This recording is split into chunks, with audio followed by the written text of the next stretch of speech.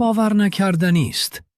یک پلنگ برای شکار بیرون رفته بود که ناگهان توسط یک حیوان مرموز به داخل سوراخی کشیده شد. فوراً درگیری در زیر زمین منفجر می شود. چنگالها و دندانها در تاریکی به پرواز در می آیند و حتی نمی توانید بگویید چه کسی را گاز می گیرد.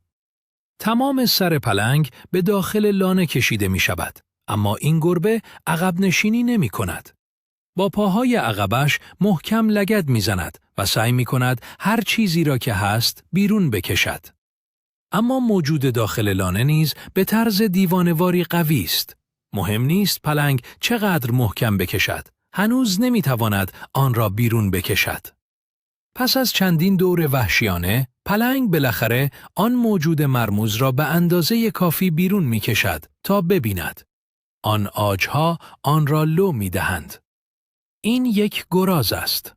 گراز برای زندگی خود می جنگد، حفر می کند و با هر آنچه در اختیار دارد به داخل تونل می خزد. و پلنگ به همان اندازه سخت می جنگد و از هر ذره قدرت خود برای بیرون کشیدن آن استفاده می کند. پلنگ ها یکی از بزرگترین تهدیدهای گراز هستند، اما در حال حاضر گراز وحشی از مزیت زمین خانگی برخوردار است. مهم نیست پلنگ چه تلاشی می کند، او نمی تواند او را کاملا آزاد کند.